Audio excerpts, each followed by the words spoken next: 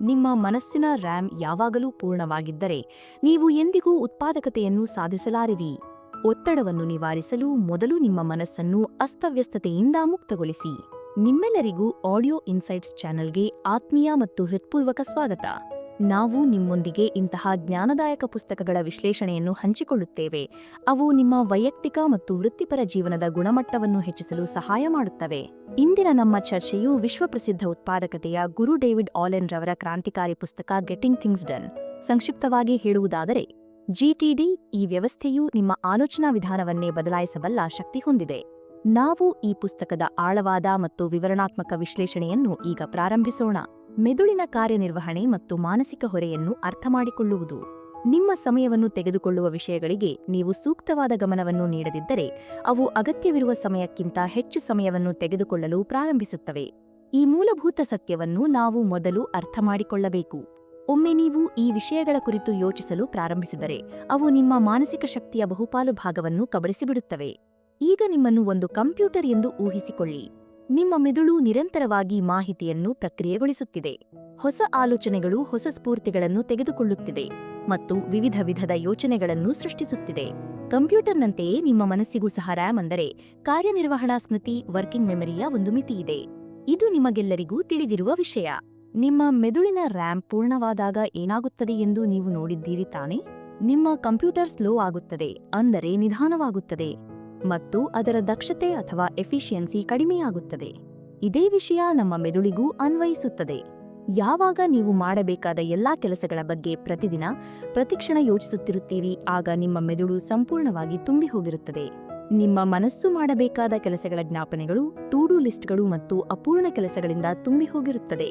ಈ ಸ್ಥಿರವಾದ ಮಾನಸಿಕ ಚಡಪಡಿಕೆಯು ಯಾವುದೇ ನಿರ್ದಿಷ್ಟ ಕೆಲಸದ ಮೇಲೆ ಗಮನವನ್ನು ಕೇಂದ್ರೀಕರಿಸುವುದನ್ನು ತೀರಾ ಕಷ್ಟಕರವಾಗಿಸುತ್ತದೆ ಮತ್ತು ಇದು ಒತ್ತಡ, ಅನಗತ್ಯವಾದ ಆತಂಕ ಮತ್ತು ದೀರ್ಘಕಾಲದಲ್ಲಿ ಮಾನಸಿಕ ಆಯಾಸಕ್ಕೆ ಅಂದರೆ ಬರ್ನ್ಔಟ್ಗೆ ಕಾರಣವಾಗಬಹುದು. ಇದನ್ನು ತಪ್ಪಿಸಲು ಒಂದು ವ್ಯವಸ್ಥೆಯ ಅಗತ್ಯವಿದೆ. ಡೇವಿಡ್ ಆಲೆನ್ ರವರು ಬರೆದ ಗೆಟಿಂಗ್ ಥಿಂಗ್ಸ್ ಡನ್ ಪುಸ್ತಕವು ನಿಮ್ಮ ಮೆದುಳಿಗೆ ಒಂದು ವ್ಯವಸ್ಥೆಯ ಅಪ್ಗ್ರೇಡ್ ಇದ್ದಂತೆ. ಇದು ನಿಮ್ಮ ಆಲೋಚನೆಗಳು ಮತ್ತು ಕಾರ್ಯಗಳನ್ನು ಸೆರೆಹಿಡಿಯಲು, ಸರಿಯಾಗಿ ಸಂಘಟಿಸಲು ಮತ್ತು ನಂತರ ಅವುಗಳನ್ನು ಪ್ರಕ್ರಿಯೆಗೊಳಿಸಲು ಒಂದು ಅತ್ಯುತ್ತಮವಾದ ಚೌಕಟ್ಟನ್ನು ಒದಗಿಸುತ್ತದೆ. ಈ ವ್ಯವಸ್ಥೆಯನ್ನು ನೀವು ಅಳವಡಿಸಿಕೊಂಡರೆ ನಿಮ್ಮ ಮೆದುಳಿನ ಅಮೂಲ್ಯವಾದ ರ್ಯಾಮ್ ಅನ್ನು ನೀವು ಮುಕ್ತಗೊಳಿಸಬಹುದು. ಇದರಿಂದಾಗಿ ನಿಮ್ಮ ಉತ್ಪಾದಕತೆಯನ್ನು ಗಮನಾರ್ಹವಾಗಿ ಹೆಚ್ಚಿಸಿಕೊಳ್ಳಬಹುದು. ಈ ಪುಸ್ತಕದ ಮೂಲಕ ಲೇಖಕರು ನಮಗೆ ಒತ್ತಡರಹಿತ ಅಥವಾ ಸ್ಟ್ರೆಸ್ ಫ್ರೀ ಜೀವನವನ್ನು ನಡೆಸುವ ದಾರಿಗಳ ಬಗ್ಗೆ ವಿವರಿಸುತ್ತಾರೆ.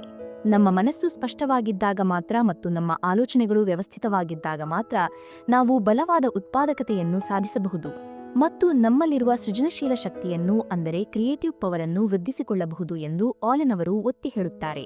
ಡೇವಿಡ್ ಆಲೆನ್ ಅವರ ಪ್ರಕಾರ ನಮ್ಮ ಮೆದುಳು ಮುಂದಿನ ತಿಂಗಳುಗಳಲ್ಲಿ ಅಥವಾ ಮುಂದಿನ ದಿನಗಳಲ್ಲಿ ಏನು ಮಾಡಬೇಕು ಎಂಬುದನ್ನು ನೆನಪಿಟ್ಟುಕೊಳ್ಳುವಲ್ಲಿ ಉತ್ತಮವಾಗಿಲ್ಲ. ಬದಲಾಗಿ ಅದು ಆಲೋಚನೆಗಳನ್ನು ಯೋಚಿಸುವಲ್ಲಿ ಮತ್ತು ಸಮಸ್ಯೆಗಳನ್ನು ಪರಿಹರಿಸುವಲ್ಲಿ ಹೆಚ್ಚು ಪರಿಣಾಮಕಾರಿಯಾಗಿ ಕಾರ್ಯನಿರ್ವಹಿಸುತ್ತದೆ. ಈ ಕಾರಣಕ್ಕಾಗಿ ನಮ್ಮ ಎಲ್ಲಾ ದೊಡ್ಡ ಕೆಲಸಗಳನ್ನು ಪಟ್ಟಿಯಲ್ಲಿ ಬರೆಯಲು ಮತ್ತು ಆ ಕೆಲಸಗಳನ್ನು ನಿರಂತರವಾಗಿ ಪರಿಶೀಲಿಸಲು ನಮ್ಮ ಮನಸ್ಸು ಒತ್ತಾಯಿಸುತ್ತದೆ.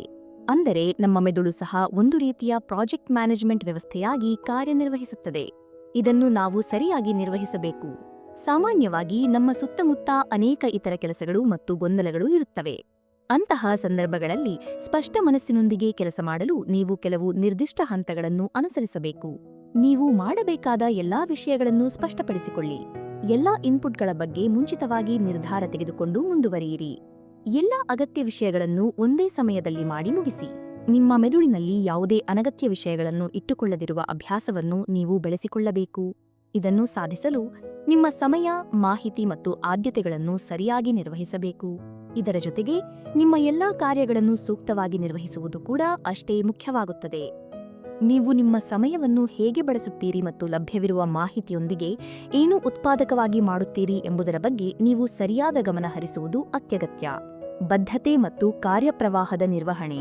ಹೆಚ್ಚಿನ ಜನರು ಕೆಲವು ನಿರ್ದಿಷ್ಟ ಕಾರಣಗಳಿಂದಾಗಿ ಒಂದು ವಿಷಯಕ್ಕೆ ಬದ್ಧರಾಗಲು ಅಥವಾ ಕಮಿಟ್ ಆಗಲು ಸಾಧ್ಯವಾಗುವುದಿಲ್ಲ. ಆ ಕಾರಣಗಳು ಇಂತಿವೆ. ಮೊದಲನೆಯದಾಗಿ, ತಮ್ಮ ಗುರಿಯ ಬಗ್ಗೆ ಸ್ಪಷ್ಟತೆಯ ಕೊರತೆ. ಎರಡನೆಯದಾಗಿ, ತಮ್ಮ ಮುಂದಿನ ಯೋಜನೆಯ ಬಗ್ಗೆ ಅರಿವಿಲ್ಲದಿರುವುದು. ಮೂರನೆಯದಾಗಿ, ಒಂದು ಕ್ರಮವನ್ನು ತೆಗೆದುಕೊಂಡ ನಂತರ ಅಗತ್ಯವಿದ್ದರೆ ಬದಲಾವಣೆಗಳನ್ನು ಮಾಡಲು ಸಿದ್ಧರಾಗಿಲ್ಲದಿರುವುದು. ನೀವು ಬದ್ಧರಾಗಿರಲು ಬಯಸಿದರೆ ಈ ಸರಳ ವಿಧಾನಗಳನ್ನು ಅನುಸರಿಸಿ. ನಿಮ್ಮ ಗುರಿಗೆ ಅಗತ್ಯವಿರುವ ವಿಷಯಗಳನ್ನು ಮೊದಲು ಆಳವಾಗಿ ಯೋಚಿಸಿ ಮತ್ತು ಅದರ ಮೇಲೆ ಸಂಪೂರ್ಣ ಗಮನವನ್ನು ನೀಡಿ. ಉಳಿದ ಅನಗತ್ಯ ವಿಷಯಗಳನ್ನು ಸಾಧ್ಯವಾದಷ್ಟು ನಿರ್ಲಕ್ಷಿಸಿಬಿಡಿ. ನಿಮ್ಮ ಮುಂದಿನ ಹೆಜ್ಜೆಗಳ ಬಗ್ಗೆ ನಿಮಗೆ ಸಂಪೂರ್ಣವಾದ ಸ್ಪಷ್ಟತೆ ಇರಬೇಕು. ಆದ್ದರಿಂದ ಅವುಗಳನ್ನು ಪೂರ್ಣಗೊಳಿಸಲು ಒಂದು ಉತ್ತಮ ಯೋಜನೆಯನ್ನು ರೂಪಿಸಿ. ಒಮ್ಮೆ ನೀವು ಮಾಡಬೇಕಾದ ಎಲ್ಲಾ ಕ್ರಮಗಳನ್ನು ನಿರ್ಧರಿಸಿದ ನಂತರ ಅವುಗಳ ಜ್ಞಾಪನೆಗಳನ್ನು ನೀವು ಬರೆದಿಟ್ಟುಕೊಳ್ಳಬೇಕು. ಆಗ ಮಾತ್ರ ನೀವು ಸಮಯಕ್ಕೆ ಸರಿಯಾಗಿ ಅವುಗಳನ್ನು ನೋಡಿ ಕೆಲಸಗಳನ್ನು ಪೂರ್ಣಗೊಳಿಸಬಹುದು. ಇದರ ಜೊತೆಗೆ ನೀವು ಸಾಧಿಸಲು ಬಯಸುವ ಅಂತಿಮ ಗುರಿಗಳನ್ನು ಸಹ ಬರೆಯಬೇಕು. ಆ ಗುರಿಗಳು ನಿಮಗೆ ಫಲಿತಾಂಶವನ್ನು ಪಡೆಯಲು ಮುಂದೆ ಸಾಗಲು ಪ್ರೇರಣೆ ನೀಡುವಂತೆ ಕಾರ್ಯನಿರ್ವಹಿಸುತ್ತವೆ. ಲೇಖಕರ ಪ್ರಕಾರ ಈ ವಿಷಯಗಳು ಸಮತಲ ಗಮನ ಅಥವಾ ಹಾರಿಜಾಂಟಲ್ ಫೋಕಸ್ಗೆ ಸಮಾನವಾಗಿವೆ. ಆದ್ದರಿಂದ ಇವುಗಳನ್ನು ಮಾಡಲು ನೀವು ಕಡ್ಡಾಯವಾಗಿ ಬದ್ಧರಾಗಿರಬೇಕು. ನಿಮ್ಮ ಕಾರ್ಯಪ್ರವಾಹವನ್ನು ಮಾಸ್ಟರ್ ಮಾಡಲು ಅಂದರೆ ಸಂಪೂರ್ಣ ನಿಯಂತ್ರಿಸಲು 2 ಮುಖ್ಯ ಹಂತಗಳಿವೆ. ಮೊದಲನೆಯದು ಬಾಕಿ ಇರುವ ಕೆಲಸಗಳ ಮೇಲೆ ಸರಿಯಾದ ಗಮನವನ್ನು ನೀಡುವುದು. ಎರಡನೆಯದು ಪ್ರತಿಯೊಂದು ವಿಷಯದ ಅರ್ಥವೇನು ಮತ್ತು ಅದನ್ನು ಮಾಡಲು ಏನು ಮಾಡಬೇಕು ಎಂಬುದನ್ನು ಸ್ಪಷ್ಟಪಡಿಸಿಕೊಳ್ಳುವುದು.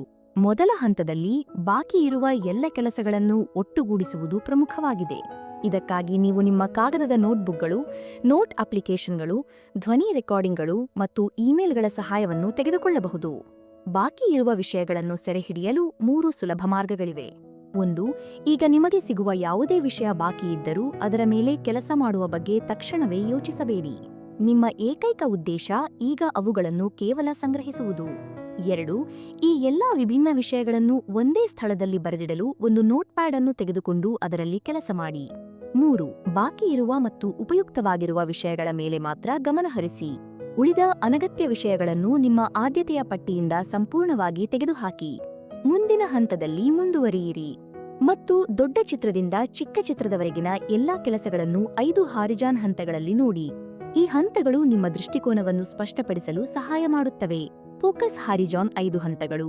ಪ್ರತಿಯೊಬ್ಬ ವ್ಯಕ್ತಿಯು ತನ್ನ ಜೀವನದ ಹಾದಿ ಮತ್ತು ಗುರಿಗಳನ್ನು ಸ್ಪಷ್ಟಪಡಿಸಿಕೊಳ್ಳಲು ಈ 5 ಹಂತಗಳ ಚಿಂತನೆಯ ಮಾದರಿಯನ್ನು ಬಳಸಬೇಕು ಎಂದು ಡೇವಿಡ್ ಆಲೆನ್ ರವರು ಹೇಳುತ್ತಾರೆ. ಹಾರಿಜಾನ್ 5. ಈ ಹಂತದಲ್ಲಿ ನಿಮ್ಮ ಉದ್ದೇಶ ಮತ್ತು ಜೀವನದ ತತ್ವಗಳನ್ನು ನೀವು ನೋಡಬೇಕು. ಉದಾಹರಣೆಗೆ, ನೀವು ಈ ಕೆಲಸವನ್ನು ಏಕೆ ಮಾಡುತ್ತಿದ್ದೀರಿ? ಅಥವಾ ಈ ಜಗತ್ತಿನಲ್ಲಿ ಬದುಕಿರುವ ನಿಮ್ಮ ಉದ್ದೇಶ ಏನು? ಈ ಪ್ರಶ್ನೆಗಳಿಗೆ ಉತ್ತರಗಳನ್ನು ಹುಡುಕಬೇಕು. ಇದು ನಿಮ್ಮ ಅಸ್ತಿತ್ವದ ಮೂಲಭೂತ ಕಾರಣವನ್ನು ನಿರ್ಧರಿಸುತ್ತದೆ. ಹಾರಿಜಾನ್ 4. ಈ ಹಂತದಲ್ಲಿ ಭವಿಷ್ಯದಲ್ಲಿ ನಿಮ್ಮ 5 ವರ್ಷಗಳ ನಂತರದ ದೃಷ್ಟಿಕೋನವನ್ನು ನೀವು ಸ್ಪಷ್ಟಪಡಿಸಿಕೊಳ್ಳಬೇಕು. 5 ವರ್ಷಗಳಲ್ಲಿ ನೀವು ಎಲ್ಲಿದ್ದೀರಿ ಮತ್ತು ಏನು ಸಾಧಿಸುತ್ತೀರಿ ಎಂಬುದನ್ನು ಇದು ಒಳಗೊಂಡಿದೆ. ಇದು ದೀರ್ಘಾವಧಿಯ ಮಹತ್ವಾಕಾಂಕ್ಷೆಗಳಿಗೆ ಮಾರ್ಗದರ್ಶನ ನೀಡುತ್ತದೆ. ಹಾರಿಜಾನ್ 3. ಈಗ ನಿಮ್ಮ ದೊಡ್ಡ ಮತ್ತು ಮಧ್ಯಮ ಹಂತದ ಗುರಿಗಳನ್ನು ನೋಡುತ್ತಾ, ನೀವು ಈಗಿನ ಪರಿಸ್ಥಿತಿಯಲ್ಲಿ ಮಾಡಬೇಕಾದ ಎಲ್ಲಾ ಕೆಲಸಗಳ ಪಟ್ಟಿಯನ್ನು ತಯಾರಿಸಿ. ಈ ಗುರಿಗಳು ನಿಮ್ಮ ದೃಷ್ಟಿಕೋನವನ್ನು ವಾಸ್ತವಕ್ಕೆ ತರಲು ಸಹಾಯ ಮಾಡುತ್ತವೆ. ಹಾರಿಜಾನ್ 2. ಇದು ನಿಮ್ಮ ಪ್ರಸ್ತುತ ಯೋಜನೆಗಳು ಮತ್ತು ಕೆಲಸಗಳನ್ನು ಒಳಗೊಂಡಿದೆ. ಮುಂದಿನ 6 ತಿಂಗಳ ಅವಧಿಯಲ್ಲಿ ಪೂರ್ಣಗೊಳಿಸಬೇಕಾದ ಕಾರ್ಯಗಳು ಇಲ್ಲಿ ಇರುತ್ತವೆ. ಇವು ನಿಮ್ಮ ಸಮೀಪದ ಭವಿಷ್ಯದ ಮೇಲೆ ಕೇಂದ್ರೀಕರಿಸುತ್ತವೆ. ಹಾರಿಜಾನ್ 1. ಇದು 1 ವಾರ ಅಥವಾ 1 ತಿಂಗಳ ಅವಧಿಯಲ್ಲಿ ಪೂರ್ಣಗೊಳಿಸಬೇಕಾದ ಕೆಲಸಗಳನ್ನು ಒಳಗೊಂಡಿದೆ. ಇದು ಅತಿ ಸಮೀಪದ ಕಾರ್ಯಗಳ ಮೇಲೆ ಗಮನಹರಿಸುತ್ತದೆ. ನೆಲದ ಮಟ್ಟ, ಗ್ರೌಂಡ್ ಲೆವೆಲ್. ಅಂತಿಮವಾಗಿ, ನೆಲದ ಮಟ್ಟದಲ್ಲಿ ಈಗ ತಕ್ಷಣವೇ ಮಾಡಬೇಕಾದ ಕೆಲಸಗಳು ಇರುತ್ತವೆ. ಉದಾಹರಣೆಗೆ, ಒಂದು ನಿರ್ದಿಷ್ಟ ಇಮೇಲ್ಗೆ ಉತ್ತರಿಸುವುದು ಅಥವಾ ಕ್ಲೈಂಟ್ಗೆ ಕರೆ ಮಾಡುವುದು. ಈ 5 ಹಾರಿಜಾನ್ ಹಂತಗಳು ನಿಮ್ಮ ಮನಸ್ಸು ತನ್ನ ಕೆಲಸವನ್ನು ಹೇಗೆ ಪೂರ್ಣಗೊಳಿಸುತ್ತದೆ ಎಂಬುದರ ಕುರಿತು ಸ್ಪಷ್ಟತೆಯನ್ನು ನೀಡುತ್ತದೆ. ಮನಸ್ಸಿನ ನೈಸರ್ಗಿಕ ಯೋಜನಾ ಮಾದರಿ ಮತ್ತು ಉದ್ದೇಶದ ಶಕ್ತಿ. ಯಾವುದೇ ಕೆಲಸವನ್ನು ಪೂರ್ಣಗೊಳಿಸಲು ನಮ್ಮ ಮನಸ್ಸು ಸಾಮಾನ್ಯವಾಗಿ ಈ 5 ಪ್ರಮುಖ ಹಂತಗಳ ಮೂಲಕ ಹಾದುಹೋಗುತ್ತದೆ. ಮೊದಲನೆಯದು ಉದ್ದೇಶ ಮತ್ತು ತತ್ವಗಳನ್ನು ವ್ಯಾಖ್ಯಾನಿಸುವುದು. ಎರಡನೆಯದು ಅಪೇಕ್ಷಿತ ಫಲಿತಾಂಶಗಳ ಬಗ್ಗೆ ಸ್ಪಷ್ಟವಾಗಿ ತಿಳಿದಿರುವುದು. ಮೂರನೆಯದು ಬ್ರೈನ್ ಸ್ಟಾರ್ಮಿಂಗ್ ಅಂದರೆ ಆಲೋಚನೆಗಳನ್ನು ಹುಟ್ಟುಹಾಕುವುದು. ನಾಲ್ಕನೆಯದು ಸಂಘಟಿಸುವುದು ಅಥವಾ ಆರ್ಗನೈಸಿಂಗ್ ಮಾಡುವುದು. ಐದನೆಯದು ಒಂದು ಕೆಲಸ ಪೂರ್ಣಗೊಂಡ ನಂತರ ಮುಂದಿನ ಕೆಲಸ ಯಾವುದು ಎಂಬುದನ್ನು ಗುರುತಿಸುವುದು. ರಿಯಾಕ್ಟಿವ್ ಪ್ಲಾನಿಂಗ್ ಮಾದರಿ ಎಂಬುದು ಇದಕ್ಕೆ ವಿರುದ್ಧವಾದ ರೀತಿಯಲ್ಲಿ ಕೆಲಸ ಮಾಡುತ್ತದೆ. ಅದು ಮೊದಲು ಕಾರ್ಯಗಳನ್ನು ತೆಗೆದುಕೊಳ್ಳಲು ಹೇಳುತ್ತದೆ, ನಂತರ ವಿಷಯಗಳನ್ನು ವ್ಯವಸ್ಥಿತಗೊಳಿಸಲು ಪ್ರಯತ್ನಿಸಿ ಎಂದು ಹೇಳುತ್ತದೆ. ಆನಂತರ ಬ್ರೈನ್ ಸ್ಟಾರ್ಮಿಂಗ್ ಮಾಡಿ, ತದನಂತರ ಫಲಿತಾಂಶಗಳನ್ನು ಕಲ್ಪಿಸಿಕೊಳ್ಳಿ ಮತ್ತು ಕೊನೆಯಲ್ಲಿ ಉದ್ದೇಶ ಮತ್ತು ತತ್ವಗಳ ಕಡೆಗೆ ಗಮನ ಕೊಡಿ ಎನ್ನುತ್ತದೆ. ಆದರೆ ಕ್ರಿಯೆಯನ್ನು ತೆಗೆದುಕೊಳ್ಳುವಾಗ ಉದ್ಭವಿಸುವ ಪರಿಸ್ಥಿತಿಗಳ ಬಗ್ಗೆ ಹೆಚ್ಚು ಪರಿಣಾಮಕಾರಿಯಾಗಿ ಯೋಚಿಸುವುದರಿಂದ ಕೆಲಸಗಳು ತ್ವರಿತವಾಗಿ, ಉತ್ತಮವಾಗಿ ಮತ್ತು ಹೆಚ್ಚು ಯಶಸ್ವಿಯಾಗಿ ಆಗಬಹುದು. ಈ ಕಾರಣಕ್ಕಾಗಿ ನೀವು ಮೊದಲು ನಿಮ್ಮ ಉದ್ದೇಶ ಮತ್ತು ತತ್ವಗಳನ್ನು ವ್ಯಾಖ್ಯಾನಿಸಬೇಕು. ನಿಮ್ಮನ್ನೇ ನೀವು ಕೇಳಿಕೊಳ್ಳಿ, ಈ ಕೆಲಸವನ್ನು ಮಾಡುವುದು ಏಕೆ ಅತ್ಯಗತ್ಯ? ಏಕೆ ಮಾಡಬೇಕು? ಈ ಏಕೆ ಮಾಡಬೇಕು ಎಂಬ ಪ್ರಶ್ನೆಯನ್ನು ಕೇಳುವುದರಿಂದ ಹಲವು ಪ್ರಯೋಜನಗಳಿವೆ. ಉದಾಹರಣೆಗೆ, ಈ ಪ್ರಶ್ನೆಯು ನಿಮ್ಮ ಯಶಸ್ಸನ್ನು ಸ್ಪಷ್ಟವಾಗಿ ವ್ಯಾಖ್ಯಾನಿಸುತ್ತದೆ. ಇದು ಗುರಿ ಆಧಾರಿತ ನಿರ್ಧಾರಗಳನ್ನು ತೆಗೆದುಕೊಳ್ಳುವ ಮನಸ್ಥಿತಿಯನ್ನು ಸೃಷ್ಟಿಸುತ್ತದೆ. ಇದು ಈಗ ಲಭ್ಯವಿರುವ ಸಂಪನ್ಮೂಲಗಳೊಂದಿಗೆ ಆ ಗುರಿಯನ್ನು ಹೇಗೆ ಸಾಧಿಸಬಹುದು ಎಂಬುದನ್ನು ನೋಡಲು ನಿಮಗೆ ಸಹಾಯ ಮಾಡುತ್ತದೆ. ನಾವು ಆಂತರಿಕವಾಗಿ ಪ್ರೇರಿತರಾಗಲು, ಅಂದರೆ ಇನ್ಸ್ಪೈರ್ ಆಗಲು ಪ್ರಾರಂಭಿಸುತ್ತೇವೆ. ಈ ಪ್ರಶ್ನೆಯು ಗಮನವನ್ನು ಹೆಚ್ಚಿಸುತ್ತದೆ. ನಮ್ಮ ಗುರಿಯನ್ನು ತಲುಪಲು ಇರುವ ಆಯ್ಕೆಗಳನ್ನು ಗಮನಿಸಲು ನಮ್ಮ ಮನಸ್ಥಿತಿಯನ್ನು ವಿಸ್ತರಿಸಲು ಪ್ರಾರಂಭಿಸುತ್ತದೆ. ಅನೇಕ ಜನರು ತಾವು ಅಪೇಕ್ಷಿತ ಫಲಿತಾಂಶಗಳನ್ನು ಹೇಗೆ ತಲುಪಬೇಕು ಎಂಬ ಬಗ್ಗೆ ಯಾರಾದರೂ ಭರವಸೆ ನೀಡುವವರೆಗೆ ಕಾಯುತ್ತಾರೆ. ಆಗ ಅವರು ಫಲಿತಾಂಶಗಳನ್ನು ಕಲ್ಪಿಸಿಕೊಳ್ಳುವುದರಿಂದ ತಮ್ಮನ್ನು ತಾವೇ ತಡೆಯುತ್ತಾರೆ. ಆದರೆ ವಾಸ್ತವವೇನೆಂದರೆ, ನೀವು ನಿಮ್ಮ ಏಕೆ ಅಂದರೆ ವೈ ಅನ್ನು ಚೆನ್ನಾಗಿ ಸ್ಪಷ್ಟಪಡಿಸಿಕೊಳ್ಳಬೇಕು. ಉಳಿದ ಹೇಗೆ ಅಂದರೆ ಹೌ ಎಂಬ ಮಾರ್ಗಗಳನ್ನು ನಿಮ್ಮ ಉಪಪ್ರಜ್ಞೆ ಮನಸ್ಸು ತಾನಾಗಿಯೇ ನಿಮಗೆ ತೋರಿಸುತ್ತದೆ. ಇದಕ್ಕಾಗಿ ನಿಮ್ಮ ಫಲಿತಾಂಶವನ್ನು ಸಾಧ್ಯವಾದಷ್ಟು ಪುನರ್ ವ್ಯಾಖ್ಯಾನಿಸುವ ಮೂಲಕ ನಿಮ್ಮ ಮನಸ್ಸಿನಲ್ಲಿ ಅದರ ಚಿತ್ರವನ್ನು ಸ್ಪಷ್ಟಪಡಿಸಿಕೊಳ್ಳುವುದು ಅಗತ್ಯ. ನೀವು ನಿಮ್ಮ ಗುರಿಯ ಫಲಿತಾಂಶವನ್ನು ತಲುಪುವವರೆಗೆ ಹೀಗೆ ಸ್ಪಷ್ಟಪಡಿಸುತ್ತಲೇ ಇರಿ. ನಿಮಗೆ ನಿಜವಾಗಿಯೂ ಏನು ಬೇಕು ಎಂಬುದು ಸ್ಪಷ್ಟವಾದ ಕೂಡಲೇ ಅದನ್ನು ಪೂರ್ಣಗೊಳಿಸುವ ಮಾರ್ಗವು ಕೆಲವೇ ದಿನಗಳಲ್ಲಿ ತಾನಾಗಿಯೇ ನಿಮಗೆ ಲಭಿಸುತ್ತದೆ ಎಂಬುದನ್ನು ನೀವು ಅರಿತುಕೊಳ್ಳುವಿರಿ. ಕಾರ್ಯದಲ್ಲಿ ಜ್ಞಾನದ ಅನ್ವಯ ಮತ್ತು ಪರಿಸರ ನಿರ್ವಹಣೆ. ನಿಮಗೆ ತಿಳಿದಿರುವ ವಿಷಯಗಳನ್ನು ಮಾಡಲು ಪ್ರಾರಂಭಿಸಿ. ನೀವು ಕೇವಲ ಟಾಪ್ ಫ್ಲೋರ್ಗೆ ಏರುವ ಮಾರ್ಗವನ್ನು ತಿಳಿದುಕೊಂಡರೆ ಸಾಲದು. ಅಲ್ಲಿಗೆ ತಲುಪಲು ನೀವು ಏರಲು ಪ್ರಾರಂಭಿಸಲೇಬೇಕು. ನೀವು ಅಲ್ಲಿಗೆ ತಲುಪುವ ಪ್ರಯಾಣ ಅಥವಾ ವ್ಯವಸ್ಥೆಯನ್ನು ಎಷ್ಟು ಮಜಬೂತವಾಗಿ ಮತ್ತು ಆನಂದದಾಯಕವಾಗಿ ಮಾಡುತ್ತೀರೋ ಅದು ನಿಮಗೆ ಅಷ್ಟೇ ಉತ್ತಮವಾಗಿ ಕೆಲಸ ಮಾಡುತ್ತದೆ ಮತ್ತು ನಿಮ್ಮನ್ನು ಅಲ್ಲಿಗೆ ತಲುಪಿಸುತ್ತದೆ. ಆದ್ದರಿಂದ ನಿಮ್ಮ ವ್ಯವಸ್ಥೆಯು ವೇಗವಾಗಿರುವುದರ ಜೊತೆಗೆ ಆನಂದದಾಯಕವಾಗಿರಬೇಕು ಮತ್ತು ಸುಲಭವಾಗಿರಬೇಕು. ಇಂದಿನ ಡಿಜಿಟಲ್ ಯುಗದಲ್ಲಿ ಅನೇಕ ಜನರು ಮಾಹಿತಿಯನ್ನು ಸಂಗ್ರಹಿಸುವುದರಲ್ಲಿ ಹೆಚ್ಚು ಸಮಯ ಕಳೆಯುತ್ತಾರೆ. ಆದರೆ ಯಾವುದೇ ಕ್ರಿಯೆಯನ್ನು ತೆಗೆದುಕೊಳ್ಳದೆ ಕೇವಲ ಉತ್ತಮ ಜ್ಞಾನವನ್ನು ಸಂಗ್ರಹಿಸುವುದರಿಂದ ಯಾವುದೇ ಪ್ರಯೋಜನವಿಲ್ಲ. ಈ ಕಾರಣಕ್ಕಾಗಿ ನಿಮ್ಮ ಸಾಮರ್ಥ್ಯಗಳನ್ನು ಬಳಸಿಕೊಂಡು ಮುಂದೆ ಸಾಗಲು ನಿಮಗೆ ತಿಳಿದಿರುವ ವಿಷಯಗಳನ್ನು ಬಳಸಲು ಪ್ರಾರಂಭಿಸಿ. ನಿಮ್ಮ ಕೆಲಸದ ಸ್ಥಳದ ವಿಷಯಗಳನ್ನು ಸರಿಪಡಿಸಿ. ಅಗತ್ಯವಿಲ್ಲದ ಅಥವಾ ನಿಮಗೆ ಒತ್ತಡ ನೀಡುವಂತಹ ವಿಷಯಗಳನ್ನು ನಿಮ್ಮ ದೈಹಿಕ, ಮಾನಸಿಕ ಮತ್ತು ಭಾವನಾತ್ಮಕ ಪ್ರಪಂಚದಿಂದ ಸಂಪೂರ್ಣವಾಗಿ ದೂರ ಮಾಡಿ. ನಿಮ್ಮ ಸುತ್ತಮುತ್ತ ಅಂತಹ ವಿಷಯಗಳು ಇಲ್ಲದಿದ್ದಾಗ ನಿಮ್ಮ ಗಮನವು ಅಗತ್ಯವಿರುವ ವಿಷಯಗಳ ಕಡೆಗೆ ಮಾತ್ರ ಹರಿಯಲು ಪ್ರಾರಂಭಿಸುತ್ತದೆ. ಉದಾಹರಣೆಗೆ, ನಿಮ್ಮ ಟೇಬಲ್ ಮೇಲೆ ಒಂದು ಪುಸ್ತಕ ಇರುತ್ತದೆ ಮತ್ತು ನೀವು ಒಂದು ಐಪಾಡ್ ಅನ್ನು ಬೇರೆಡೆ ಇರಿಸುತ್ತೀರಿ. ಈಗ ಅಲ್ಲಿ ಕೇವಲ ಪುಸ್ತಕ ಮಾತ್ರ ಇದೆ ಎಂದು ಊಹಿಸಿ. ಈಗ ನಿಮಗೆ ಪುಸ್ತಕ ಓದುವ ಅಭ್ಯಾಸವಿಲ್ಲ ಎಂದು ಇಟ್ಟುಕೊಳ್ಳಿ. ಆದರೆ ಕೆಲವು ಸಮಯದ ನಂತರ ನೀವು ಖಂಡಿತವಾಗಿಯೂ ಒಂದು ಪುಟವನ್ನಾದರೂ ಓದುತ್ತೀರಿ ಮತ್ತು ಕ್ರಮೇಣ ಪುಸ್ತಕ ಓದುವ ಅಭ್ಯಾಸವೂ ರೂಪುಗೊಳ್ಳುತ್ತದೆ. ಅದು ಯಶಸ್ವಿ ಅಭ್ಯಾಸವಾಗುತ್ತದೆ. ಇದೇ ರೀತಿಯು ನಿಮ್ಮ ವೈಫಲ್ಯಕ್ಕೆ ಕಾರಣವಾಗುವ ಅಭ್ಯಾಸಗಳನ್ನು ಸೃಷ್ಟಿಸುವ ಕಡೆಗೂ ನಿಮ್ಮನ್ನು ಕರೆದೊಯ್ಯುತ್ತದೆ. ಆದ್ದರಿಂದ ಯಶಸ್ವಿ ಅಭ್ಯಾಸಗಳನ್ನು ಸೃಷ್ಟಿಸುವ ಕಡೆಗೆ ಕರೆದೊಯ್ಯುವ ವಿಷಯಗಳಿಗೆ ಮಾತ್ರ ನಿಮ್ಮ ಪರಿಸರದಲ್ಲಿ ಸ್ಥಾನ ನೀಡಿ. ಸ್ಪಷ್ಟಪಡಿಸಿಕೊಳ್ಳಿ. ಇದರ ಅರ್ಥವೇನೆಂದರೆ, ನೀವು ಯಾವುದೇ ವಿಷಯ ಅಥವಾ ವ್ಯಕ್ತಿಯೊಂದಿಗೆ ನಿಮ್ಮ ಅಮೂಲ್ಯ ಸಮಯವನ್ನು ಕಳೆಯಲು ಹೊರಟಾಗ ಆ ವಿಷಯ ಅಥವಾ ವ್ಯಕ್ತಿ ನಿಮಗೆ ಮೌಲ್ಯಯುತರಾಗಿದ್ದಾರೆಯೇ ಅಥವಾ ಇಲ್ಲವೇ ಎಂಬುದರ ಬಗ್ಗೆ ನಿಮಗೆ ಸ್ಪಷ್ಟತೆ ಇರಬೇಕು. ಮತ್ತು ನೀವು ಅವರೊಂದಿಗೆ ಏನು ಮಾಡಲು ಹೊರಟಿದ್ದೀರಿ ಎಂಬುದರ ಬಗ್ಗೆಯೂ ಸ್ಪಷ್ಟತೆ ಇರಬೇಕು. ನಾವು ನಮ್ಮ ಹೆಚ್ಚಿನ ಸಮಯವನ್ನು ಈ ಕೆಳಗಿನ ವಿಷಯಗಳೊಂದಿಗೆ ಕಳೆಯುತ್ತೇವೆ: ಕರೆಗಳು, ಕೆಲಸ, ಜನರೊಂದಿಗೆ ಚರ್ಚಿಸುವುದು ಮತ್ತು ಮೊಬೈಲ್ ಅಥವಾ ಕಂಪ್ಯೂಟರ್ನಲ್ಲಿರುವುದು. ಇವುಗಳೊಂದಿಗೆ ಸಮಯ ಕಳೆಯುವ ಮೊದಲು ನಿಮ್ಮ ಮನಸ್ಸಿನಲ್ಲಿ 3 ಪಟ್ಟಿಗಳನ್ನು ರಚಿಸಿಕೊಳ್ಳಿ. 1. ಅತ್ಯಂತ ಅಗತ್ಯವಾದ ಕೆಲಸ ಯಾವುದು? ಅದನ್ನು ಮೊದಲು ಮಾಡಿ. 2. ನಂತರ ಏನು ಮಾಡುತ್ತೀರಿ? ಅದನ್ನು ಎರಡನೆಯದಾಗಿ ಮಾಡಿ. 3. ಮತ್ತು ಎಲ್ಲದರ ಕೊನೆಯಲ್ಲಿ ಏನು ಮಾಡುತ್ತೀರಿ? ಅದನ್ನು ಮೂರನೆಯದಾಗಿ ಮಾಡಿ. ಅತ್ಯಂತ ಅಗತ್ಯವಾದ ಕೆಲಸವನ್ನು ಮೊದಲು ಪೂರ್ಣಗೊಳಿಸಿ, ಅದರ ನಂತರ ಕಡಿಮೆ ಮುಖ್ಯವಾದ ಕೆಲಸಕ್ಕೆ ಬನ್ನಿ. ಈ ಎರಡನ್ನು ಮಾಡಿದ ನಂತರ ಹೆಚ್ಚಿನ ಕೆಲಸಗಳು ತಾವಾಗಿಯೇ ಪೂರ್ಣಗೊಳ್ಳುತ್ತವೆ. ಆದ್ದರಿಂದ ಅನೇಕ ಬಾರಿ ಮುಂದಿನ ಪಟ್ಟಿಗೆ ಹೋಗುವ ಅಗತ್ಯವೇ ಬೀಳುವುದಿಲ್ಲ. ಇದನ್ನು ನೀವು ದೈನಂದಿನ ಆಧಾರದ ಮೇಲೆ ಪ್ರಾರಂಭಿಸಿ, ನಂತರ ವಾರಕ್ಕೊಮ್ಮೆ ಮತ್ತು ತಿಂಗಳಿಗೊಮ್ಮೆ ಇದನ್ನು ಮಾಡುತ್ತಾ ಮುಂದುವರಿಯಿರಿ. ಇದರ ಜೊತೆಗೆ ನೀವು ಇತರರಿಗೆ ನಿಯೋಜಿಸುವ, ಅಂದರೆ ಡೆಲಿಗೇಟ್ ಮಾಡುವ ಅಗತ್ಯ ಕೆಲಸಗಳನ್ನು ಖಂಡಿತವಾಗಿಯೂ ಗಮನಿಸಿ ಬರೆಯಿರಿ. ವ್ಯವಸ್ಥಿತಗೊಳಿಸುವಿಕೆ ಮತ್ತು ನಿಯಂತ್ರಣ. ನಿಮ್ಮ ಕೆಲಸವನ್ನು ಪೂರ್ಣಗೊಳಿಸಲು ಅದನ್ನು ವ್ಯವಸ್ಥಿತಗೊಳಿಸಿ. ವ್ಯವಸ್ಥಿತಗೊಳಿಸಲು ಪ್ರತಿ ಹಂತವನ್ನು ಸ್ಪಷ್ಟಪಡಿಸಿ. ಮೊದಲು ಏನು ಮಾಡಬೇಕು, ನಂತರ ಏನು ಮತ್ತು ಹೀಗೆ ಹಂತಗಳನ್ನು ಸ್ಪಷ್ಟಪಡಿಸಿದ ನಂತರ ಅವುಗಳನ್ನು ಒಮ್ಮೆ ಅಥವಾ 2 ಬಾರಿ ಮಾಡಿ ನೋಡಿ. ಒಮ್ಮೆ ಸಂಪೂರ್ಣ ಪ್ರಕ್ರಿಯೆಯೂ ಆದ ನಂತರ ಔಟ್ಪುಟ್ ಅನ್ನು ವ್ಯವಸ್ಥಿತಗೊಳಿಸಲು ಒಂದು ನಿರ್ದಿಷ್ಟ ವಿಧಾನದ ಅಗತ್ಯವಿದೆ. ಇದರಿಂದ ಯಾರಾದರೂ ಅದನ್ನು ಸುಲಭವಾಗಿ ಅರ್ಥಮಾಡಿಕೊಳ್ಳಬಹುದು ಮತ್ತು ಆ ಕೆಲಸವನ್ನು ಮಾಡಬಹುದು.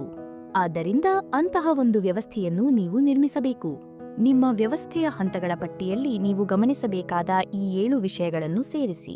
ಮೊದಲನೆಯದು, ಅಂತಿಮ ಗುರಿ ಮತ್ತು ಅದನ್ನು ತಲುಪಲು ಇರುವ ಚಿಕ್ಕ ಚಿಕ್ಕ ಮೈಲಿಗಲ್ಲುಗಳ ಗುರಿಗಳ ಪಟ್ಟಿ. ಎರಡನೆಯದು, ಪ್ರತಿ ಗುರಿಯನ್ನು ತಲುಪಲು ಅಗತ್ಯವಿರುವ ಸಂಪನ್ಮೂಲಗಳು. ನೀವು ಅವುಗಳನ್ನು ಬಳಸುತ್ತೀರಾ ಅಥವಾ ಬೇರೆಯವರಿಂದ ಮಾಡಿಸುತ್ತೀರಾ ಎಂಬುದನ್ನು ನಿರ್ಧರಿಸಿ. ಮೂರನೆಯದು, ಪ್ರತಿ ಮೈಲಿಗಲ್ಲನ್ನು ಯಾವಾಗ ಪೂರ್ಣಗೊಳಿಸಬೇಕು ಎಂಬುದರ ಗಡುವು ಅಥವಾ ಡೆಡ್ಲೈನ್. ಅವುಗಳ ಟ್ರ್ಯಾಕ್ ದಾಖಲೆಯನ್ನು ಇರಿಸಿ. ನಾಲ್ಕನೆಯದು, ಒಂದು ಕೆಲಸ ಪೂರ್ಣಗೊಂಡ ನಂತರ ಮುಂದಿನ ಕ್ರಿಯೆಯ ಪಟ್ಟಿಯನ್ನು ಸಿದ್ಧಪಡಿಸಿ. ಐದನೆಯದು, ಪ್ರತಿದಿನವೂ ಕೆಲವು ಸಮಯವನ್ನು ಅನಿರೀಕ್ಷಿತ ವಿಷಯಗಳನ್ನು ನಿಭಾಯಿಸಲು ಮೀಸಲಿಡಿ.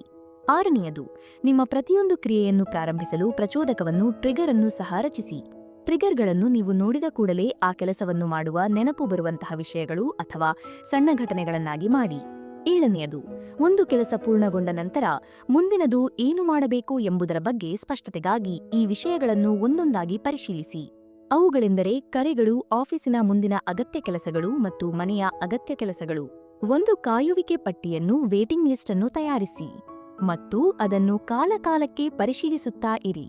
ಇದರಿಂದ ಯಾವುದೇ ಕ್ರಿಯೆ ಬಾಕಿ ಇದೆಯೇ ಎಂಬುದನ್ನು ನಿರ್ಧರಿಸಲು ಸಾಧ್ಯವಾಗುತ್ತದೆ. ನಂತರ ನಿಮ್ಮ ಮೇಬಿ ಲಿಸ್ಟ್ ಅನ್ನು ರಚಿಸಿ. ಇದರಲ್ಲಿ ನಿಮಗೆ ಸಮಯ ಸಿಕ್ಕಾಗ ನೀವು ಬಹುಶಃ ಪೂರ್ಣಗೊಳಿಸುವಂತಹ ಕೆಲಸಗಳನ್ನು ಬರೆಯಿರಿ ಮತ್ತು ವಾರದಲ್ಲಿ ಒಂದು ದಿನದ ಕೆಲವು ಸಮಯವನ್ನು ಈ ಕೆಲಸಗಳಿಗಾಗಿ ಮೀಸಲಿಡಿ.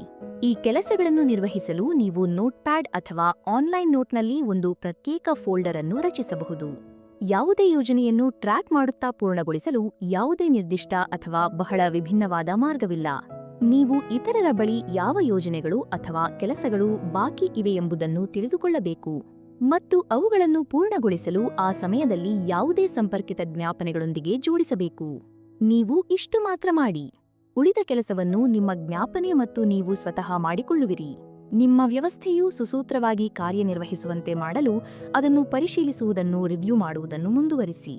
ಯಾವುದೇ ಕೆಲಸವನ್ನು ಪೂರ್ಣಗೊಳಿಸಲು ಅದನ್ನು ಮಾಡುವ ನಿಮ್ಮ ವ್ಯವಸ್ಥೆಯು ಉತ್ತಮವಾಗಿ ಕಾರ್ಯನಿರ್ವಹಿಸುವುದು ಅಗತ್ಯ ಮತ್ತು ನಿರಂತರವಾಗಿ ಕೆಲಸ ಮಾಡುತ್ತಾ ಇರಲು ಆ ವ್ಯವಸ್ಥೆಯ ಮೇಲೆ ನಿಮಗೆ ವಿಶ್ವಾಸವಿರುವುದು ಅಗತ್ಯ.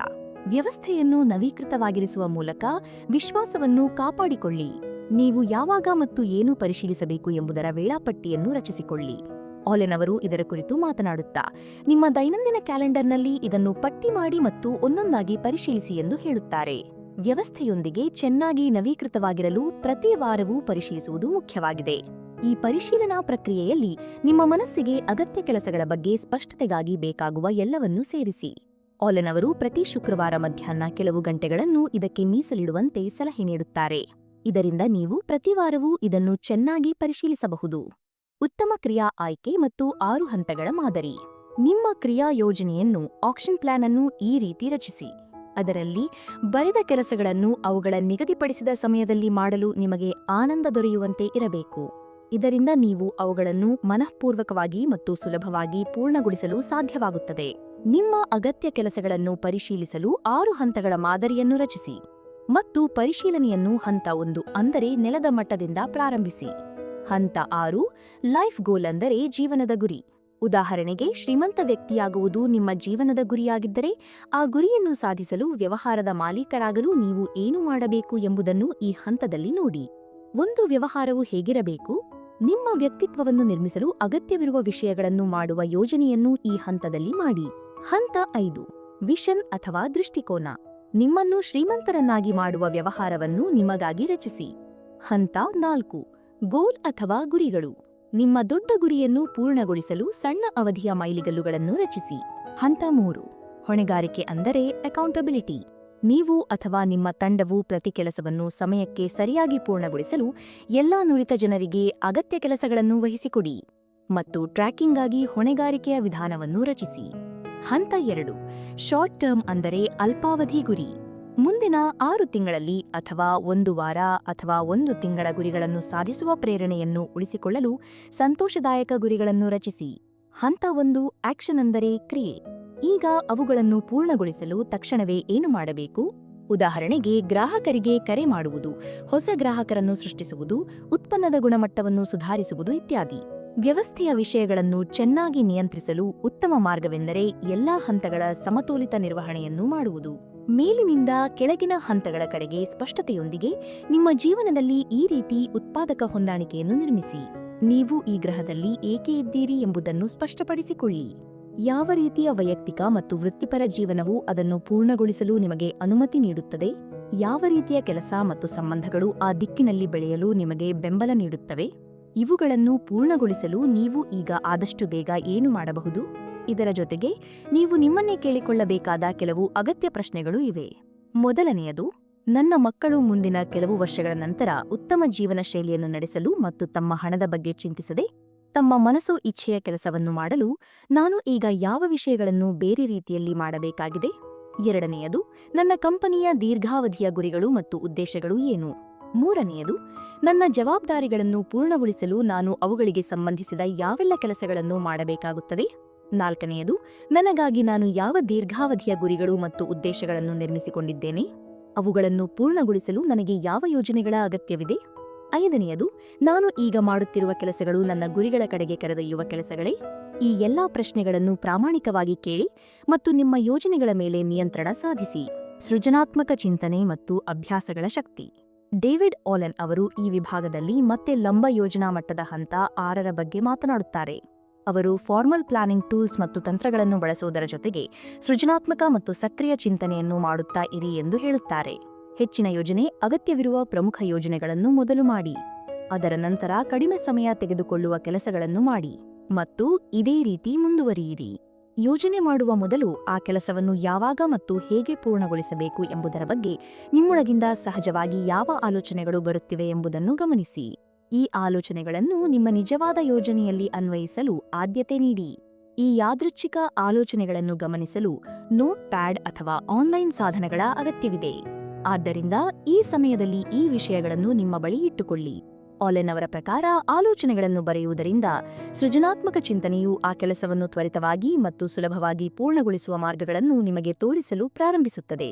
ಆದ್ದರಿಂದ ವಿಷಯಗಳನ್ನು ನಿಯಂತ್ರಿಸಲು ಈ ವಿಧಾನಗಳನ್ನು ನೀವು ಖಂಡಿತವಾಗಿಯೂ ಬಳಸಬೇಕು. ಈ ವಿಭಾಗದಲ್ಲಿ ಆಲೆನ್ ಅವರು ತಮ್ಮ ಕೆಲಸ ಮಾಡುವ ವಿಧಾನದಲ್ಲಿ ಮಾನಸಿಕ ಅಂಶಗಳನ್ನು, ಸೈಕಲಾಜಿಕಲ್ ಆಸ್ಪೆಕ್ಟ್ಸ್ ಅನ್ನು ಸೇರಿಸಲು ಹೇಳುತ್ತಾರೆ. ಅವರು ತಮ್ಮ ಗ್ರಾಹಕರಿಂದ ಮಾರಾಟದ ಕೆಲಸವನ್ನು ಪೂರ್ಣಗೊಳಿಸಲು ಅವರೊಳಗೆ ವಿಶ್ವಾಸವನ್ನು ಹುಟ್ಟಿಸಿ ಎಂದು ಹೇಳುತ್ತಾರೆ. ವಿಶ್ವಾಸವನ್ನು ನಿರ್ಮಿಸಲು ಅವರಿಗೆ ಒಳ್ಳೆಯ ಮತ್ತು ಸುರಕ್ಷಿತ ಭಾವನೆಯನ್ನು ನೀಡಿ. ಈ ವಸ್ತುವನ್ನು ತೆಗೆದುಕೊಳ್ಳುವುದರಿಂದ ಅವರಿಗೆ ಪ್ರಯೋಜನವಾಗುತ್ತದೆ ಮತ್ತು ಅವರು ಸಂಪೂರ್ಣವಾಗಿ ಸುರಕ್ಷಿತರಾಗಿದ್ದಾರೆ ಎಂಬ ಭಾವನೆಯನ್ನು ಅವರಿಗೆ ನೀಡಿ. ಯಾವುದೇ ಕೆಲಸವನ್ನು ಪೂರ್ಣಗೊಳಿಸಲು ಸಾಧ್ಯವಾಗದಿದ್ದಾಗ ಜನರು ಕೆಟ್ಟ ಭಾವನೆಯನ್ನು ಅನುಭವಿಸುತ್ತಾರೆ ಎಂದು ಆಲೆನ್ ಹೇಳುತ್ತಾರೆ. ಇದರ ಪರಿಹಾರಕ್ಕಾಗಿ ಅವರಿಗೆ 3 ಆಯ್ಕೆಗಳಲ್ಲಿ ಸಲಹೆ ನೀಡಿ. 1. ಅವರು ಪೂರ್ಣಗೊಳಿಸಲು ಸಾಧ್ಯವಾಗದ ವಿಷಯವನ್ನು ಮಾಡಲು ಯಾವುದೇ ಬದ್ಧತೆಯನ್ನು ನೀಡಬೇಡಿ. 2. ಒಂದು ವೇಳೆ ಬದ್ಧತೆಯನ್ನು ನೀಡಿದರೆ ಅದನ್ನು ಪೂರ್ಣಗೊಳಿಸಿ. 3. ಅಥವಾ ಅದನ್ನು ಬದಲಾಯಿಸಲು ಮತ್ತೆ ಮಾತುಕತೆ ನಡೆಸಿ. ಆ ಮಾತುಕತೆಗಳ ನಂತರ ನೀವು ಅದನ್ನು ಪೂರ್ಣಗೊಳಿಸಲು ಸಾಧ್ಯವಾಗುತ್ತದೆ. ಕೇವಲ ಮನಸ್ಸಿನಲ್ಲಿ ಇರಿಸಲಾದ ಯಾವುದೇ ವಿಷಯವೂ ಭಾರವನ್ನು ತರುತ್ತದೆ ಮತ್ತು ಈ ಚಿಕ್ಕ ಚಿಕ್ಕ ವಿಷಯಗಳು ದೊಡ್ಡದಾಗಿ ಮಾರ್ಪಟ್ಟರೆ ಅವು ಹೆಚ್ಚು ಮಾನಸಿಕ ಒತ್ತಡವನ್ನು ಉಂಟುಮಾಡಬಹುದು. ಆದ್ದರಿಂದ ಅಗತ್ಯಕ್ಕಿಂತ ಹೆಚ್ಚು ಯೋಚಿಸಬೇಡಿ ಮತ್ತು ಒಮ್ಮೆ ಅಂತಿಮ ನಿರ್ಧಾರವನ್ನು ತೆಗೆದುಕೊಂಡ ನಂತರ ಅದರ ಮೇಲೆ ಕೆಲಸ ಮಾಡಲು ಪ್ರಾರಂಭಿಸಿ. ಮುಂದಿನ ಕ್ರಿಯೆಯ ನಿರ್ಧಾರ ಶಕ್ತಿ ಮತ್ತು ಫಲಿತಾಂಶದ ಮೇಲಿನ ಗಮನ. ಯಾವುದೇ ಹಂತದಲ್ಲಿ ನೀವು ಸಿಲುಕಿಕೊಂಡಿದ್ದೀರಿ ಎಂದು ನಿಮಗೆ ಅನಿಸಿದಾಗ ಅದರ ಬಗ್ಗೆ ಯೋಚಿಸಿ ತಲೆಕೆಡಿಸಿಕೊಳ್ಳುವ ಬದಲು ಮುಂದಿನ ಕ್ರಮವನ್ನು ತೆಗೆದುಕೊಳ್ಳುವ ನಿರ್ಧಾರವನ್ನು ಮಾಡಿ. ಮುಂದೆ ಏನಾದರೂ ಮಾಡುವ ಸಾಧ್ಯತೆ ಇರುವವರೆಗೂ ಇದನ್ನು ಮುಂದುವರಿಸುತ್ತಲೇ ಇರಿ. ಈ ಸಮಯದಲ್ಲಿ ಈ 2 ವಿಷಯಗಳ ಬಗ್ಗೆ ಗಮನ ಕೊಡಿ. 1. ಪ್ರಸ್ತುತ ಕೆಲಸದಲ್ಲಿ ಯಾವುದೇ ತೊಂದರೆ ಕಂಡ ತಕ್ಷಣ ಅದನ್ನು ಸರಿಪಡಿಸುವ ಮುಂದಿನ ಕ್ರಿಯೆಯನ್ನು ತೆಗೆದುಕೊಳ್ಳಿ. 2. ಒಂದೇ ರೀತಿಯ ವರ್ಗದ ಕೆಲಸಗಳನ್ನು ಒಟ್ಟಿಗೆ ಮಾಡಿ. ನಿಜವಾಗಿಯೂ ಕೆಲಸ ಮಾಡುವ ಅಗತ್ಯವಿಲ್ಲದಿದ್ದಾಗ ಏನು ಮಾಡಬೇಕು ಎಂಬುದರ ಬಗ್ಗೆ ಯೋಚಿಸುವುದನ್ನು ತಪ್ಪಿಸಿ. ಮುಂದಿನ ಕ್ರಿಯೆಯನ್ನು ನೋಡುವಾಗ ಮುಂದಿನ ಹೆಜ್ಜೆಯಲ್ಲಿ ಈ ಗುಣಗಳು ಇರಬೇಕು ಎಂಬುದನ್ನು ಗಮನಿಸಿ. 1. ಸ್ಪಷ್ಟತೆ. 2. ಹೊಣೆಗಾರಿಕೆ. 3. ಉತ್ಪಾದಕತೆ. ಯಾವುದು ಕಷ್ಟವಿದೆಯೋ ಅದರಲ್ಲಿ ಆರಾಮದಾಯಕವಾಗಿರಲು ಪ್ರಯತ್ನಿಸುವುದು ನೀವು ಒಂದು ಬಲಿಪಶು ಮನಸ್ಥಿತಿಯನ್ನು, ವಿಕ್ಟಿಮ್ ಮೆಂಟಾಲಿಟಿಯನ್ನು ತೋರಿಸುತ್ತದೆ. ಆದ್ದರಿಂದ ಮುಂದಿನ ಬಾರಿ ಯಾರಾದರೂ ಒಂದು ವಿಷಯದ ಬಗ್ಗೆ ದೂರು ನೀಡಿದಾಗ ಅದನ್ನು ಸರಿಪಡಿಸಲು ಮುಂದಿನ ಕ್ರಿಯೆ ಏನು ಎಂದು ಕೇಳಲು ಪ್ರಯತ್ನಿಸಿ. ಈ ಪ್ರಶ್ನೆಯು ಅದನ್ನು ಬದಲಾಯಿಸಬಹುದು ಎಂಬ ನಂಬಿಕೆಯನ್ನು ಬಲಪಡಿಸುತ್ತದೆ ಮತ್ತು ಅದನ್ನು ಬದಲಾಯಿಸುವ ಒಂದು ಕ್ರಿಯೆ ಇದೆ ಎಂದು ನಂಬಿಕೆಯನ್ನು ನೀಡುತ್ತದೆ. ನೀವು ಅದನ್ನು ಮಾಡಬೇಕು ಅಷ್ಟೇ. ದೂರು ನೀಡುವುದು ನೀವು ಜೀವನದ ಏರಿಳಿತಗಳನ್ನು ಎದುರಿಸಲು ಸಿದ್ಧರಿಲ್ಲ ಎಂಬುದರ ಸೂಚನೆಯಾಗಿದೆ. ಆದ್ದರಿಂದ ಮುಂದಿನ ಕ್ರಿಯೆಯನ್ನು ತಿಳಿಯುವುದರ ಮೇಲೆ ಗಮನ ಕೊಡಿ. ಫಲಿತಾಂಶದ ಮೇಲಿನ ಗಮನದ ಶಕ್ತಿ. ಲೇಖಕರ ಪ್ರಕಾರ ನಿಮ್ಮ ಅಪೇಕ್ಷಿತ ಫಲಿತಾಂಶಗಳನ್ನು ನೀವು ತಿಳಿದುಕೊಳ್ಳುವವರೆಗೆ ನೀವು ಸರಿಯಾದ ಕ್ರಮವನ್ನು ವ್ಯಾಖ್ಯಾನಿಸಲು ಸಾಧ್ಯವಿಲ್ಲ. ವಿಫಲವಾಗುವುದರಲ್ಲಿ ಕೇವಲ ಈ 3 ಸಮಸ್ಯೆಗಳು ಇರುತ್ತವೆ. 1. ನಿಮಗೆ ಏನು ಬೇಕು ಎಂಬುದು ನಿಮಗೆ ತಿಳಿದಿರುವುದಿಲ್ಲ. 2. ಅದನ್ನು ಸಾಧಿಸಲು ನೀವು ಕ್ರಮಗಳನ್ನು ನಿರ್ಧರಿಸುವುದಿಲ್ಲ. 3. ಅಥವಾ ನೀವು ಆ ಕ್ರಮಗಳನ್ನು ತೆಗೆದುಕೊಳ್ಳುವುದಿಲ್ಲ. ಇದರ ಪ್ರತಿ ಹಂತಕ್ಕೂ ಕೇವಲ ಒಂದೇ ಪರಿಹಾರವಿದೆ, ಅದು ಸ್ಪಷ್ಟತೆ. ಅಂತಿಮ ಗುರಿ ಏನು ಎಂಬುದು ನಿಮಗೆ ತಿಳಿದಿರಬೇಕು ಮತ್ತು ಪ್ರತಿ ಕ್ರಿಯೆಯ ಮೇಲೆ ನೀವು ಮುಂದಿನ ಹಂತ ಏನು ತೆಗೆದುಕೊಳ್ಳಬೇಕು ಎಂಬುದು ನಿಮಗೆ ತಿಳಿದಿರಬೇಕು. ನೀವು ಏನು ಮಾಡುತ್ತಿದ್ದೀರಿ ಎಂಬುದರ ಫಲಿತಾಂಶದ ಬಗ್ಗೆ ಸ್ಪಷ್ಟವಾಗಿರುವುದರಿಂದ ದಾರಿಯಲ್ಲಿ ಬರುವ ಸವಾಲುಗಳನ್ನು ಎದುರಿಸಲು ಪ್ರೇರಣೆ ಸಿಗುತ್ತದೆ. ಇದರಿಂದ ಅಂತಿಮ ಫಲಿತಾಂಶವನ್ನು ತಲುಪಲು ಅಳವಡಿಸಿಕೊಳ್ಳಬಹುದಾದ ಮಾರ್ಗಗಳ ಬಗ್ಗೆ ನಿಮಗೆ ಸ್ಪಷ್ಟತೆ ಬರಲು ಪ್ರಾರಂಭಿಸುತ್ತದೆ. ಮಾರ್ಗಗಳ ಬಗ್ಗೆ ಸ್ಪಷ್ಟತೆ ಬರುವ ಮೊದಲು ಯಶಸ್ಸಿಗೆ ಸಮರ್ಥರಾಗಲು ಬೆಂಬಲ ಸಿಗುತ್ತದೆ. ಇದರ ಜೊತೆಗೆ ಯೋಜನೆ ಮಾಡುವುದರಿಂದ ಇದರಲ್ಲಿ ಉತ್ತಮ ಬೆಳವಣಿಗೆಯನ್ನು ಪಡೆಯಬಹುದು. ನೀವು ಒಂದು ವ್ಯಾಪಾರ ಸಭೆಯಲ್ಲಿ ಇದ್ದೀರಿ ಎಂದು ಊಹಿಸಿಕೊಳ್ಳಿ. ಅಲ್ಲಿ ಫಲಿತಾಂಶ ಆಧಾರಿತ ಚಿಂತನೆ ಮತ್ತು ಚರ್ಚೆಗಾಗಿ ನಿಮ್ಮನ್ನೇ ಈ ಮೂಲಭೂತ ಪ್ರಶ್ನೆಗಳನ್ನು ಕೇಳಿಕೊಳ್ಳಿ. 1. ಈ ಸಭೆಯ ಕೊನೆಯಲ್ಲಿ ನಿಮಗೆ ಏನು ಬೇಕು? 2. ನಿಮ್ಮ ಕಂಪನಿಯ ಉದ್ದೇಶ ಏನು? 3. ಈ ಸಭೆಯ ಉದ್ದೇಶವು ಅದಕ್ಕೆ ಹೊಂದಿಕೆಯಾಗುತ್ತದೆಯೇ?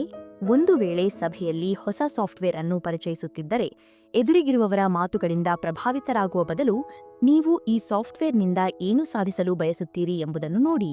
ಮತ್ತು ಅತ್ಯಂತ ಅಗತ್ಯವಾದ ಪ್ರಶ್ನೆಯೆಂದರೆ, ನೀವು ಈ ಸಭೆಯನ್ನು ಏಕೆ ಮಾಡುತ್ತಿದ್ದೀರಿ? ನೆನಪಿಡಿ, ಸ್ಪಷ್ಟ ಫಲಿತಾಂಶ ಅಥವಾ ಗುರಿ ಇಲ್ಲದ ಸಭೆಗಳು ಕೇವಲ ಅರ್ಥವಿಲ್ಲದ ಚರ್ಚೆಗಳ ಕಡೆಗೆ ಕರೆದೊಯ್ಯುತ್ತವೆ. ಆದ್ದರಿಂದ ಸಭೆಯ ಮೊದಲು ಅದರ ಉದ್ದೇಶವನ್ನು ಸ್ಪಷ್ಟಪಡಿಸಿಕೊಳ್ಳುವುದು ಅಗತ್ಯ. ಇದರ ಜೊತೆಗೆ ನಿಮ್ಮ ಉದ್ದೇಶಗಳು ಮತ್ತು ಅಪೇಕ್ಷಿತ ಫಲಿತಾಂಶಗಳನ್ನು ಪಡೆಯುವ ಮತ್ತು ಚರ್ಚಿಸಲಾಗುತ್ತಿರುವ ಯೋಜನೆಯಲ್ಲಿ ವಾಸ್ತವದ ಕೊರತೆ ಇದ್ದಾಗಲೂ ಸಭೆಗಳು ನಿಷ್ಪ್ರಯೋಜಕವಾಗುತ್ತವೆ. ಆದ್ದರಿಂದ ಅಪೇಕ್ಷಿತ ಫಲಿತಾಂಶಗಳನ್ನು ಸ್ಪಷ್ಟಪಡಿಸಿ ಮತ್ತು ಅದನ್ನು ತಲುಪಲು ವಾಸ್ತವಿಕ ಯೋಜನೆಯನ್ನು ನಿರ್ಮಿಸಿ. ಮೆದುಳಿನ ಸಾಮರ್ಥ್ಯದ ಬಳಕೆ ಮತ್ತು ಸುಧಾರಿತ GTD ವಿಧಾನ. ಅಗತ್ಯ ವಿಷಯಗಳನ್ನು ಬರೆದಿಟ್ಟುಕೊಳ್ಳಿ. ನಮ್ಮ ಮೆದುಳು ಸೃಜನಾತ್ಮಕ ಚಿಂತನೆ ಅಥವಾ ಹೊಸದನ್ನು ಯೋಚಿಸುವಲ್ಲಿ ಬಹಳ ವೇಗವಾಗಿದೆ, ಆದರೆ ಅದನ್ನು ನೆನಪಿಟ್ಟುಕೊಳ್ಳುವಲ್ಲಿ ಅದು ನಿಧಾನವಾಗಿದೆ.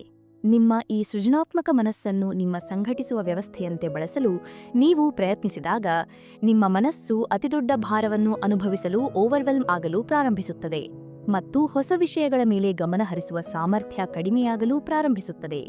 ಅಪೂರ್ಣ ಕೆಲಸಗಳು ಮನಸ್ಸಿನಲ್ಲಿ ಜಾಗವನ್ನು ತೆಗೆದುಕೊಳ್ಳಲು ಪ್ರಾರಂಭಿಸುತ್ತವೆ. ಇದರಿಂದ ಸ್ಪಷ್ಟತೆ ಮತ್ತು ಹಿಡಿದಿಟ್ಟುಕೊಳ್ಳುವಿಕೆ ಕಡಿಮೆಯಾಗುತ್ತದೆ. ಆದ್ದರಿಂದ ಅಗತ್ಯ ಕೆಲಸಗಳ ಕುರಿತು ವೇಳಾಪಟ್ಟಿ ಮಾಡುವುದು ಈ ಅನಗತ್ಯ ವಿಷಯಗಳನ್ನು ಮನಸ್ಸಿನಿಂದ ದೂರ ಮಾಡುತ್ತದೆ. ಸುಧಾರಿತ ಗೆಟಿಂಗ್ ಥಿಂಗ್ಸ್ ಡನ್ ವಿಧಾನ. ಗೆಟಿಂಗ್ ಥಿಂಗ್ಸ್ ಡನ್ ವಿಧಾನದಲ್ಲಿ ಪರಿಣತಿಯನ್ನು ಸಾಧಿಸಲು 2 ಸುಧಾರಿತ ಹಂತಗಳಿವೆ. ಮೊದಲನೆಯದು, ನಿಮ್ಮ ಕಾರ್ಯಪ್ರವಾಹವನ್ನು ನಿರ್ವಹಿಸಲು ಮತ್ತು ನಿರ್ವಹಣೆಗಾಗಿ ಅದರ ಮೂಲಭೂತ ಅಂಶಗಳನ್ನು ಚೆನ್ನಾಗಿ ಯೋಜಿಸಿ. ಎರಡನೆಯದು, ವಿಷಯಗಳನ್ನು ಉತ್ತಮ ಗುಣಮಟ್ಟದೊಂದಿಗೆ ಕಡಿಮೆ ಸಮಯದಲ್ಲಿ ಮಾಡಲು ಹೊಸ ಕೌಶಲ್ಯಗಳನ್ನು ಕಲಿಯುತ್ತಾ ಇರಿ.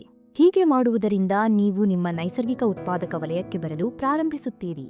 ಈ ಪುಸ್ತಕದ ವಿಶ್ಲೇಷಣೆಯಿಂದ ನೀವು ಒತ್ತಡ ಮುಕ್ತ ಜೀವನವನ್ನು ನಡೆಸುವ ವಿಧಾನಗಳ ಬಗ್ಗೆ ತಿಳಿದುಕೊಂಡಿದ್ದೀರಿ ಮತ್ತು ಇದನ್ನು ನಿಮ್ಮ ಜೀವನದಲ್ಲಿ ಅಳವಡಿಸಿಕೊಳ್ಳುವ ಮೂಲಕ ಯಾರಾದರೂ ಒತ್ತಡದಿಂದ ದೂರವಾಗಿ ತಮ್ಮ ಜೀವನದಲ್ಲಿ ಮುಂದೆ ಸಾಗಬಹುದು.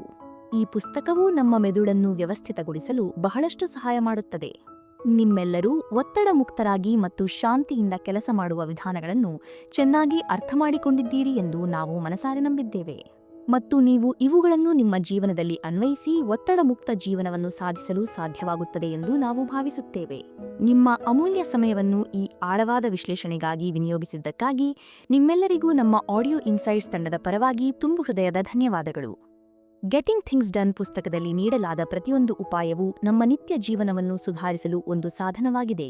ನೀವು ನಿಮ್ಮ ಮನಸ್ಸಿನ ರ್ಯಾಮ್ ಅನ್ನು ಮುಕ್ತಗೊಳಿಸುವ ಮೂಲಕ ಹೆಚ್ಚಿನ ಉತ್ಪಾದಕತೆಯನ್ನು, ಹೆಚ್ಚಿನ ಶಾಂತಿಯನ್ನು ಸಾಧಿಸುವಿರಿ ಎಂಬುದು ನಮ್ಮ ಆಶಯ.